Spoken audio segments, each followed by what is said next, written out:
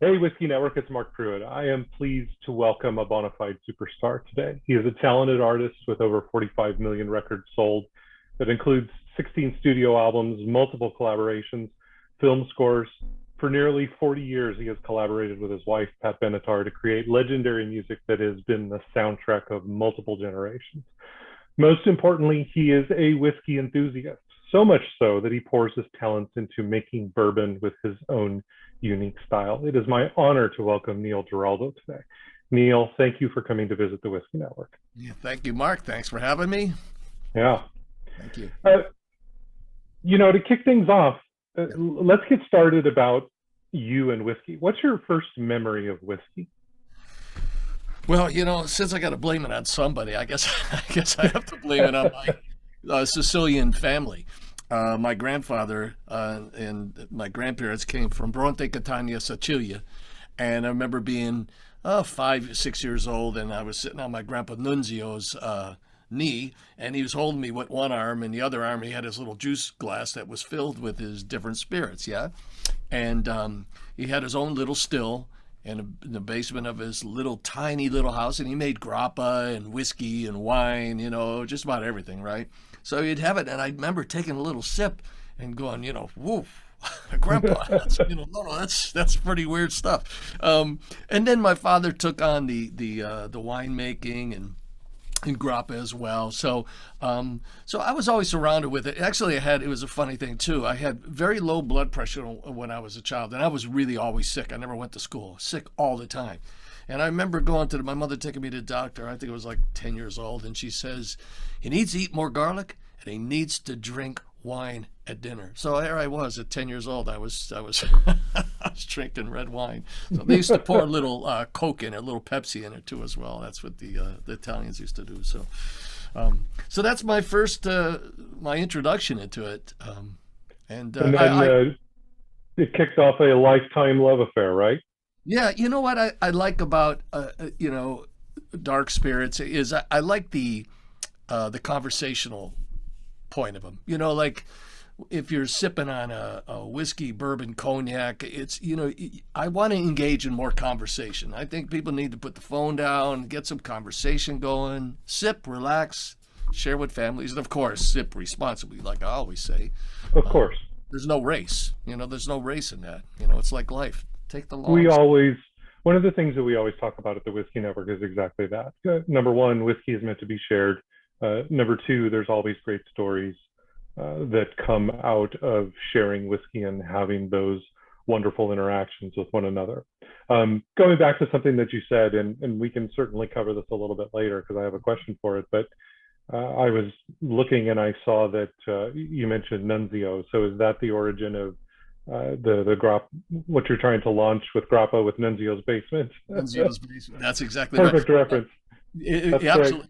Yeah, you really tied it in, Mark. That's great. Actually, I'll give you just a short little historic point about my life. The reason I was always sick all the time as well is my name was supposed to be Nunzio after my grandfather. Oh, And when I was born, I wasn't breathing. I was like a blue baby, and it kind of brought me back to life. Well, the pediatrician, his name was Cornelius Cassidy. So my parents were so thrilled, and my sister, our whole family, so thrilled that I was alive that they named me Neil after Cornelius. So I was going to be Nunzio. So that's how I got my name. did it make it to your middle name or did it not make it at all? No, Neil was it. That was it. Okay. Nunzio, no, no. I got Tommaso. You know. Fair enough. Fair enough. So, okay, so we talked about your origin with whiskey. When did drinking whiskey go from more of an exploration or something to do to a hobby? Like, I'm interested, like, wow, this is really great. Or can you think of an event that really was the tipping point for you? Well, I love food and I love cooking, and I've found out that cognac and bourbons and things and whiskeys are really great with food. I mean, a lot closer to food than people think. They always say wine is the spirit for food, but that's not always true. Bourbon with cheese and salamis and chickens and vegetables, everything. It's so fantastic. So, but I can't say one moment that would define that.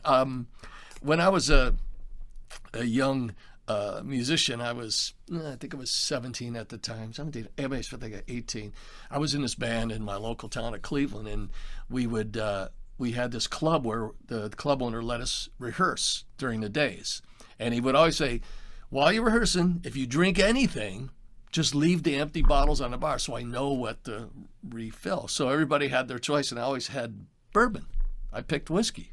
And I would, we'd rehearse, and we'd sit down after rehearsal, talk about songs, and sip whiskey. So there was no defining moment, though. I think it was just, it was always around me.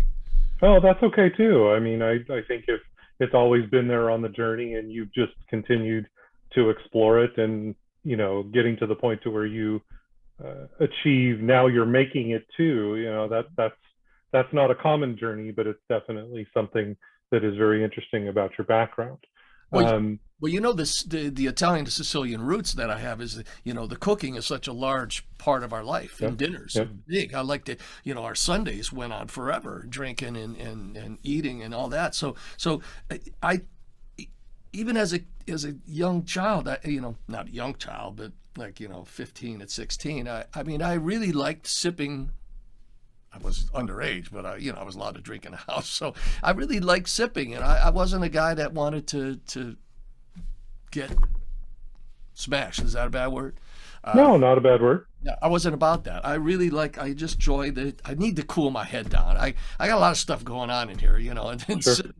Sipping on some whiskey helps to kind of really keep those thoughts in one place. Well, as stated in the introduction, you've been a very busy man, so I believe you that there's a lot of things that are going on up there. We can talk a little bit about that a bit later on. Right? I have a few more questions regarding whiskey. Something that I came up with is you've stated that you really that you're partial to Kentucky whiskey.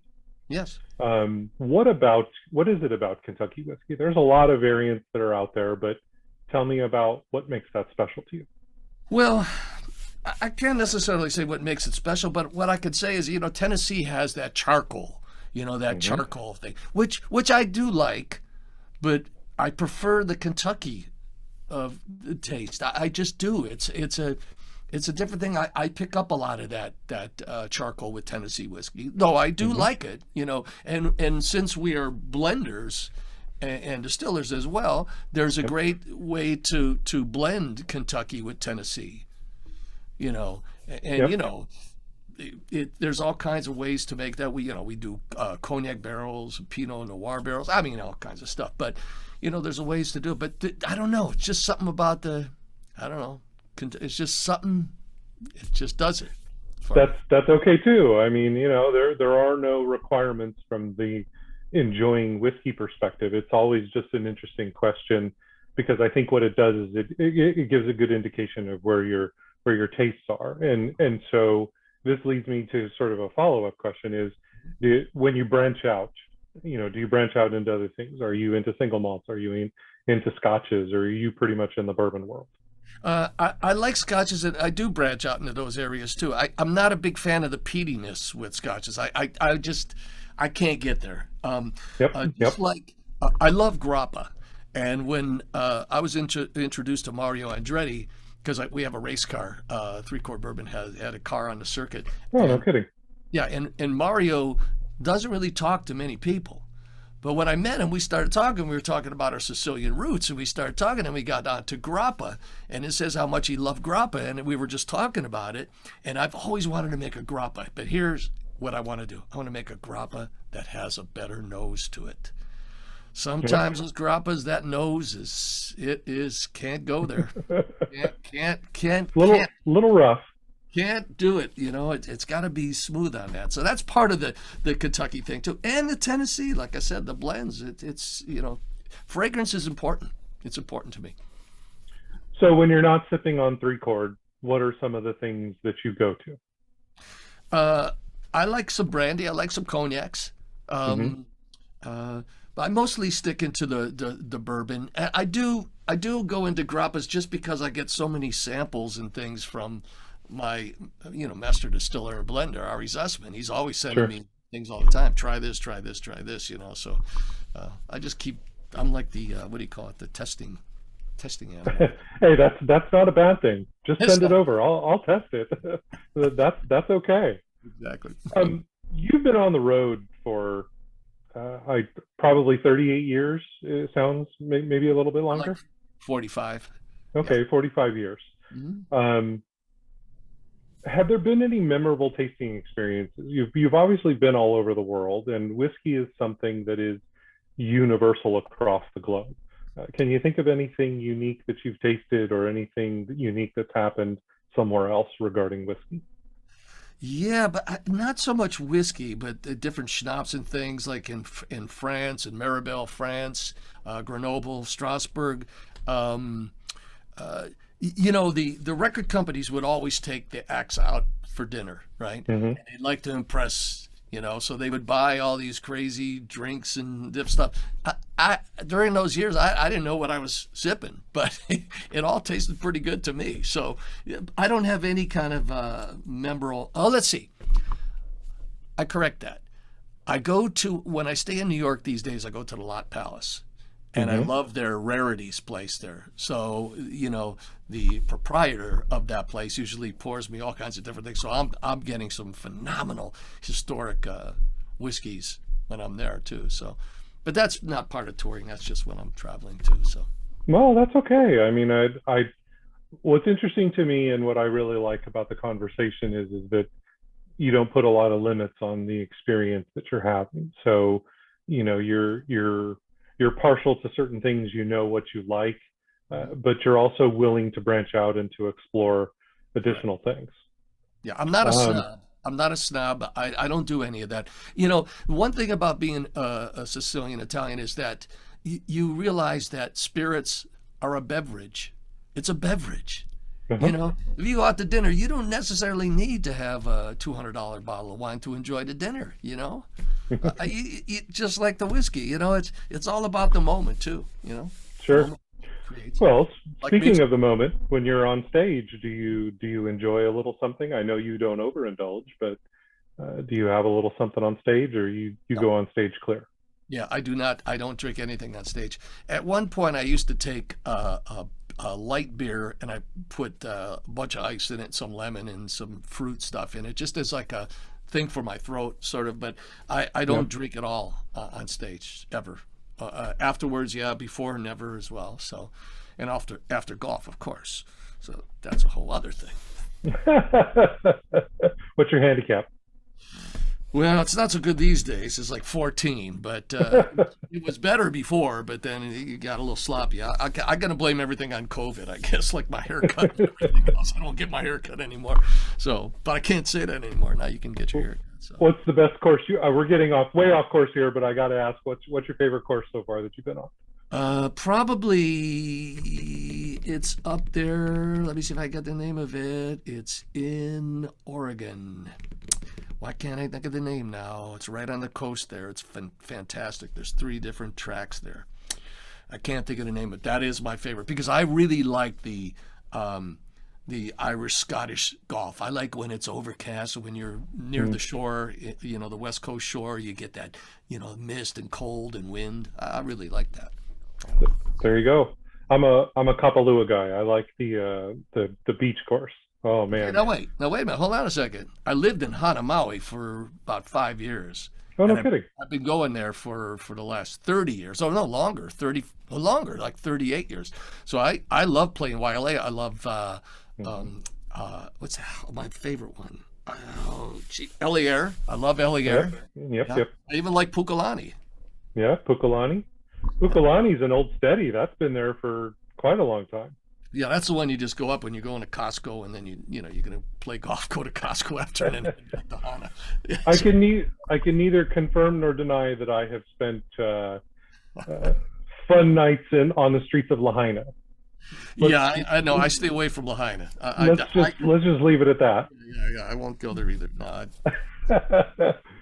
So basically, the people in your band, your lead singer, nudge nudge, wink wink, doesn't let you get away with shenanigans on the road, at least on stage. Huh? well, I don't. Generally, that's not my personality. I just don't. And Yeah, no, I get you.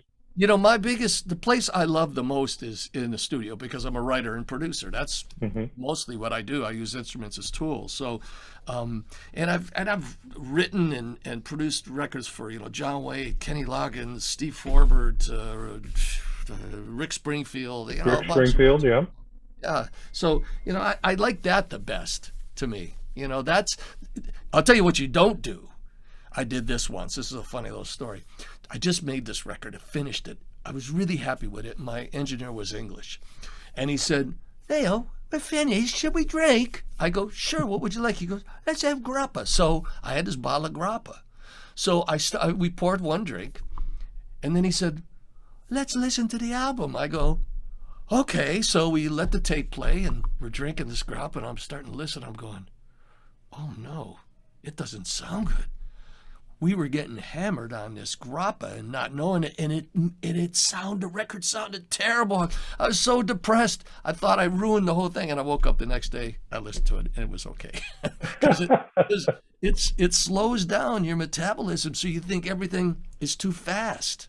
I overindulged that night just because I was kind of like, oh, I finished. So anyway, but the Yeah, studio, hey, the that's all studio right. is my home. I love the studio most of all. So.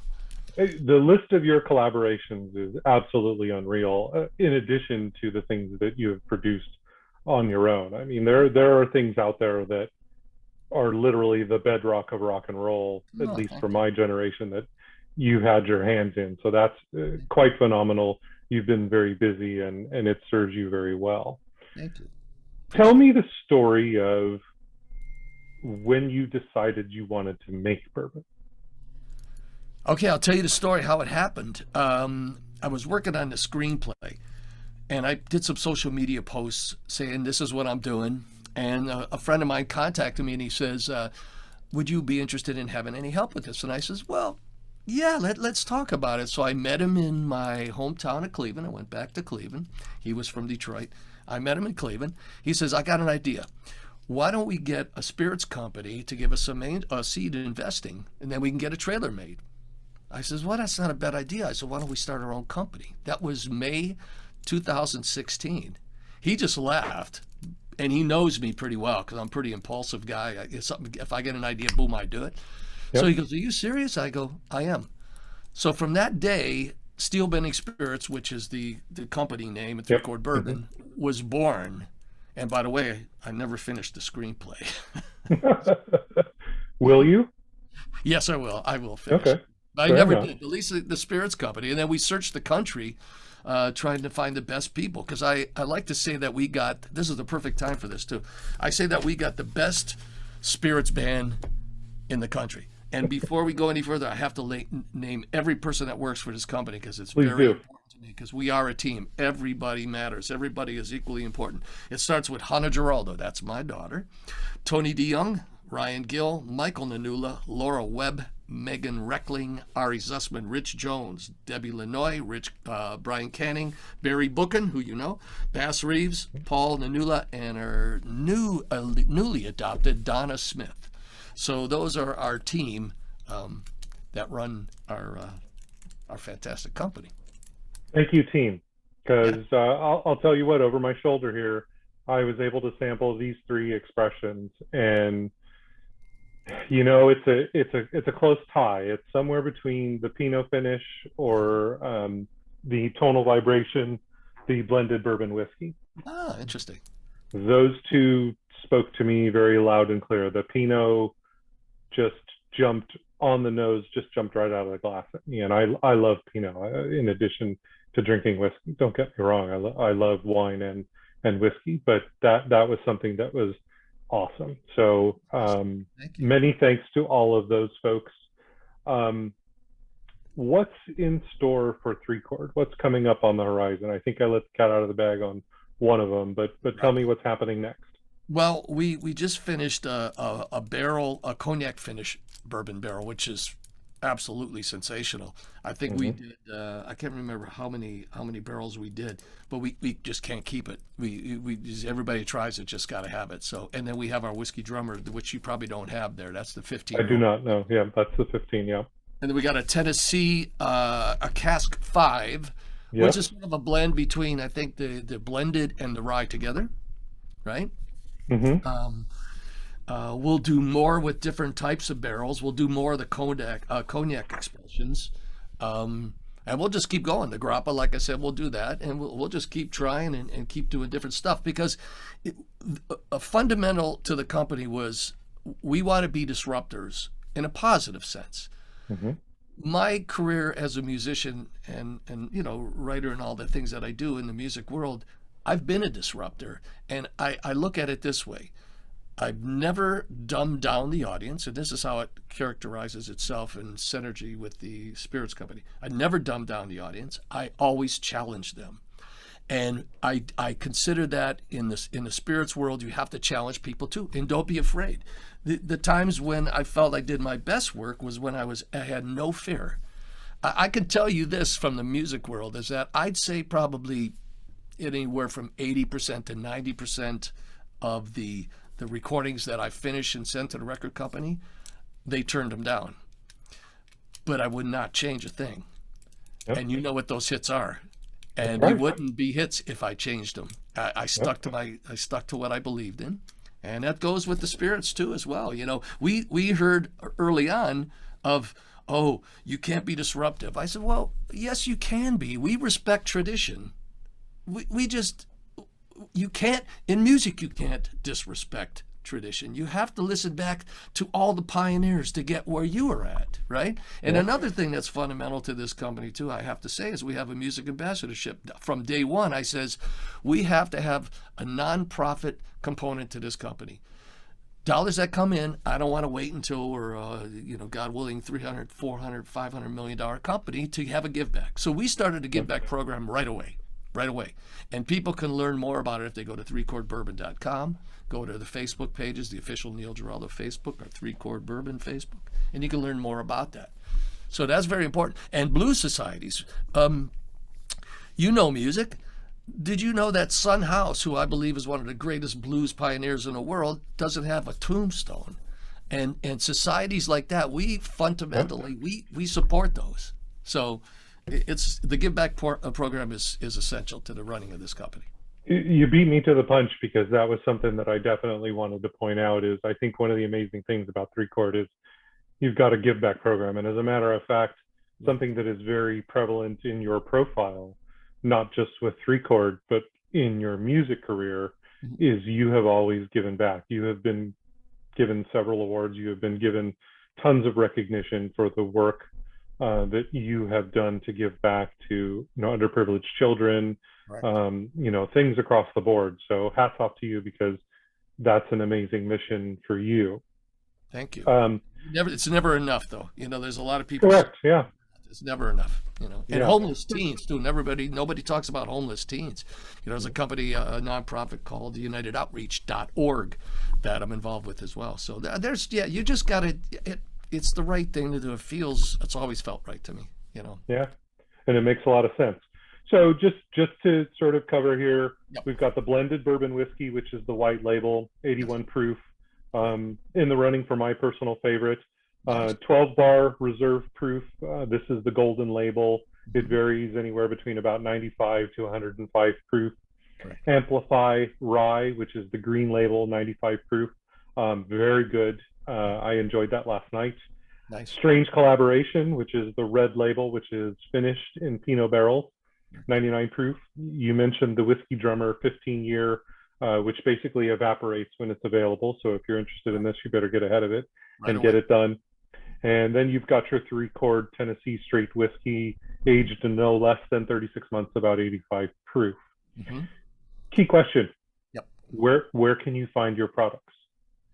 Well, we're getting around.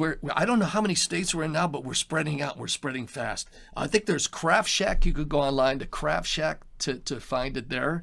There's all the retails, the Total Wines, places like that throughout the country. It's in most places. I think we just got Texas and Arkansas the other day. So yeah, we're spreading out everywhere. We're only 5 years old. I think it's 5, yeah, because 5 years old. So we're making great strides. I really feel as though the team is I got a sensational team. I got to tell you, I am so proud of each and every one of them, man. They work so hard. Couldn't ask for anything more, really. I'm telling you, Well, best. Whiskey Network audience, we are global, and I hope to flood Three Chord Bourbon with requests to get distribution all over the world. Whiskey Network, do your thing, please. Let's make this thing, go big, because it is a great cause and it is a great product. One last thing regarding the whiskey is, I know you guys have been doing some special things around virtual tastings. Can you give me a little bit of insight into that? The virtual tastings that we're doing, yeah, all the Zoom and webinars and all these different things that we're doing, they're working fantastic. Donna Smith is a big part of the reason this is happening. It's tremendous because we have our master distiller Ari Zussman, myself, Tony DeYoung, who's I learn something new from him every day. He's phenomenal. What they do, which is fantastic, is companies are doing their seminars with their staff, and then they allow a half an hour, 45 minutes to do the tastings, and it's what a great concept, right? So they're working. These things are working great. We were doing 3 chord stages before COVID. We'll go back to the 3 chord stages as well, but yeah, those things are working. It's pretty remarkable how well they do. Well, when that comes to Southern California, I definitely would like to, find myself at one of those events, because I agree. I think it's a fantastic thing to have, and it's an incredible opportunity to touch the brand, to get to know it, and to understand those things. Now, I'll personally be doing a lot of the California stuff up and down the coast. I'll be there in person when the country opens up completely to actually do real tasting. So, in-person tasting. So, well, I hope that there's an opportunity for the Whiskey Network to be a part of your presence in doing that. We would be happy to talk to you. When you get that new expression regarding the cognac barrels, let's circle back and have a conversation. Are there any other projects that you have on the horizon that you'd like to talk about? Regarding spirits or? Across the board. Across the board. Well, my music world never stops. So, I'm always writing and producing and, all that stuff as well. I've been working on this holiday record forever. I wanted to make a holiday record and have special guests, all original songs. This ain't like a Frosty the Snowman. Not that there's anything wrong with that, but I believe that from October through middle January, is a very critical time for people. There's a lot of emotions that happen. People find new love, people break up, people get happy, people get sad. All those elements. So these songs are reflecting all those things. There's funny stuff, humorous songs, there's dark, there's deep, all that stuff. So I'm working on that. I'm trying to finish up a couple screenplays that I have. I also have an entertainment company to work with the storylines and episodic, things, shows as well. I'm writing songs with my daughter, Hannah, who's just tremendous. It's so much fun doing that. And I'm just always writing and working. So I'm always doing it, always in the studio. That's where I'm at. Studio is that way. I'm this way. Neil, when do you sleep? When I stand up. I don't. I have this. I do have this neurosis that I don't try to control. But yeah, I get in a lot of trouble with Patricia if I'm writing a song with her, because I'll start an idea and I'll play and I'll say, well, check this melody, check this out, this is what I got, and she'll say, oh, okay, that's cool. And I go, well, wait, I got to show you this other thing there. She'll go, no, hold on a second, wait, how about one thing at a time? So I'm already writing the second song, third song, while I'm writing the first song. So I'm loving the fact that you just called her Patricia, because the world basically knows her as just Pat. So that's just a great insight into your relationship. And no doubt about it, in looking at both of your profiles, you two are absolutely a match made in heaven, absolutely perfect for one another. Well, I don't know. Let's not get that carried away. She's not listening, is she? No, thing about women, they hear stuff even when they're not supposed to be listening. They hear all Hey, that. Neil, Hazel, we'll edit that part out, Neil. She won't yeah, ever get word of that. no, it doesn't. Unless I'm surrounded with women, my daughters, all daughters. My kids got married; they have daughters. The dogs I have are female dogs. My housekeeper, I mean, it's surrounded with them. My sister cursed me actually when I was born. She says, "I will always be surrounded by women," and she did it. It's her fault. Hey, Neil, I think it's worked out. So, Worked out. the love that you experience in the career that you have, I think that it's working out just fine. It's all working out. Perfect. Well, listen, we have a final segment. I wanna thank you just very quickly for your time because you have been very generous with us, and this has been a phenomenal to learn about your history and your product. Thank We you. ask Appreciate it. 5 questions of all of our guests, and these are the most popular questions Okay. we see in our social media community. So it's kind of a fun thing that we throw out to our guests because it's always good to know what your insights are. Sure. Okay. Very quickly, let's start with the first one. Yep. What is the last bourbon, whiskey, or scotch that was in your glass? Whiskey drummer. Whiskey drummer. Yeah, whiskey drummer for sure. Yeah. Awesome. Second question. Do you prefer to drink your whiskey out of a certain type of glass? I do, but it's not just one. I have many. I have this what do you call it? The obsession with glasses. I love not eyeglasses too. I think I got about 60 pairs, different things like this as well. But drinking glasses, it's to me, it's a critical thing. So yeah, I have all kinds of favorite glasses. Yeah, not just one. Well, I'm going to make sure that you get a WhiskeyNetwork glass. Yes, let So me have one. Yeah, you need to let me know what your favorite kind is if you want a Glencairn or whatever. Glencairn Well, would be great. Yeah, sure. beautiful. I'll make sure that one of those gets in your hands. Fantastic. Um, Thinking about all of the whiskey that's out there that you may be thinking about drinking, do you have a unicorn bottle? Um,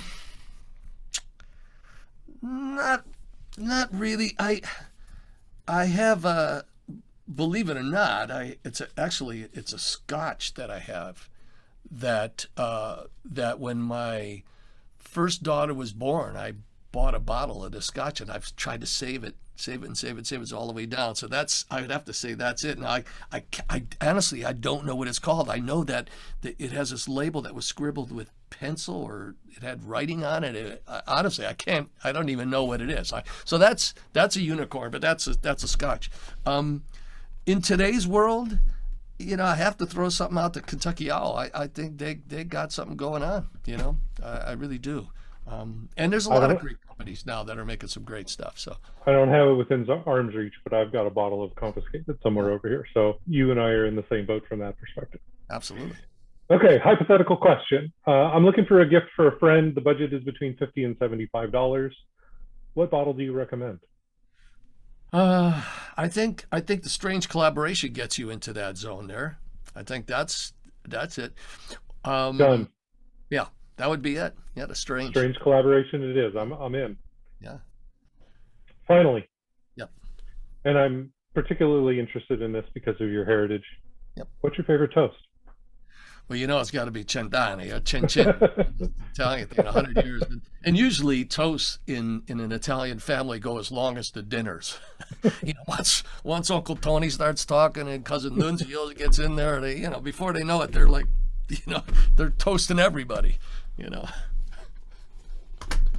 Well, thank you for your time today. Truly, it has been an honor to talk to somebody as legendary as you are with such a resume in front of you. And thank you for your contribution to the bourbon world. I love the fact that your mindset is around disruption. I think the industry needs a lot more of that to give us just a little bit of a different thing to hang on to. And the proof is in the pudding with the 3 whiskeys that I've tasted. I think the proof is in the pudding also from the fact that you're going about it differently and you're wanting to give back out of the gate. Sure. And you appreciate that ability to interface directly with your customers. Absolutely. So, Well, respect, you have to respect tradition. You know, you could be a disruptor, but you can't throw away tradition. You wouldn't yep. be here if you didn't. So we always have the phrase of respect tradition, you know, Yep. so that's very, very important to us, you know, and be, And I think that that shines through in the workmanship and anything that you do, really. I mean, the fact that you have respect in your soul from the music perspective, you know, your love of old school jazz, your love of the love it. band leaders, you know, the blues, you know, going back through the three chords relating back to, you know, the blues. I think that that's a perfect tie-in. And when Mhm. you look at the craftsmanship of, well, I mean, come on, the proof is in the pudding, 45 million records. There's no doubt that something great is going on. And then, of Thank you. course, you know, all of the collaborations that you've been involved in, but most importantly, you know, the craftsmanship that is involved with making this product shines through. Absolutely. Thank you. Yeah, like I said, it's really the team. It's just fantastic. It's I keep going back to a band. You know, when you put a band together, you pick the best people you can for that sound, and you have to. I have a rule too. You have to be able to get along with people to be in business. If you have Yep. somebody you don't like or it doesn't work or something doesn't work, and these people, every single one of them is special. So it's all about them. I'm just Yep. one of them, and I know the least. They know the most, and I learn from them every day. It's tremendous. Well, thank you again to the team, and thank you to you. I hope again that there is an opportunity. Anytime you want to come back and talk, you are more than welcome to do so.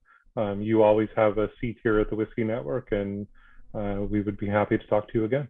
Thank you. I really appreciate it. Thank you, Mark. Thank you, Hazel. You haven't said a whole lot back there, but I'm watching you. No, Uh, I was just listening, and I do have to actually share with you. You were talking about the virtual. So one, as a New Yorker, thank you for calling out Lot Palace. That is a gorgeous, beautiful, historic place. I walk by there all the time, great. especially during the holidays. But the strange collaboration, I don't know if you know, this was actually included in a World's Fair whiskey, which is like an homage to the World's Fair that was held in New York, however many years ago, and Oh, wow. great things to say about it. And I am looking forward because I have a bottle of a special blend. Apparently, Brian is in one of my cigar groups, and Uh-huh. they did a special blend for them. So that is coming to me, and I'm very excited about that. But yeah, I was pretty much told Mark I need to be a fly on the wall here and just like listen to you two riff on each other. So Well, I thank you. love that. Let me just say one thing before I leave here that's important about strange collaboration and the synergy of what's happening here.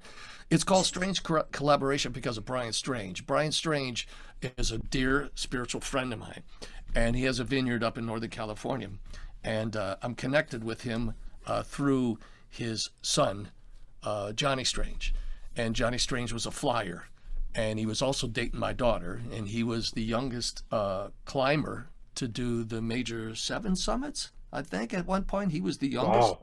And he would go to these summits and he would call me from his the satellite phone and saying, you got to come on with one of these with me. I go, no, listen, dude, I'm not. But him and I was almost like a surrogate father to him, because he was always at my house and all these things like that. Well, anyway, he passed away tragically in an accident it was awful. And of course, the family, you never recover from that. So Yeah. when I saw Brian one day, and I haven't seen him in a while, I saw him, he's just crying. We gave each other a big hug. And we started talking about stuff. And I said, well, I have a spirits bourbon company. He goes, well, I have a wine. Why don't we do something? I says, well, how about if you give us barrels, we'll put our Mhm. juice into the barrels. And his wine his company is completely nonprofit. It goes to the Johnny Strange Foundation. So every bottle of strange collaboration that gets sold, $3. I think it's $3. $2 or $3 goes in the name of Johnny Strange and the Johnny Strange Foundation for that. So it's very special. It has a very very deep background to that. So Awesome. Thank you for that. That's great. Um, just looking forward to the future. What I am going to do is these three bottles. I am going to share some of this with one of our professional reviewers. So when this interview comes out in the magazine, it's going to be a feature in the magazine, and it's also going to have the pair up of the reviews of the three bourbons in the magazine with it. great. So I'll make sure Barry gets a hold of that so you can see how Yeah. that is, and we can talk again. And I hope by the time this is reaching I think we're targeting the June issue. Right. When we're targeting that, I'm hoping that things are going to be opening up and you do your usual summer tour. So like I said, again, if there's something, late this year or early next year you want to come back and talk about, we'd be happy to do so. But thank you very much. It's been That'd be awesome. fantastic. There's one secret thing you could try. Oh shoot! Hold on a second. I'll call you back. That's funny. Mix equal parts of the rye with the blended. Okay. So if it's a shot, that's 2 shots, or half a shot. Try that together. After you taste everything else, the rye and the blended, not the rye and the reserve, but the rye and the blended. Yeah. Try that. Okay. I'm going to do that. Okay. I'm going to do that tonight. Why do they keep calling me when I'm doing this? What's the matter with them? All right. Well, thank you. All right. Have a great day. Thank you, sir. Thank you, Mark. Thank you, Neil. Bye, Much Hazel. appreciated. Bye.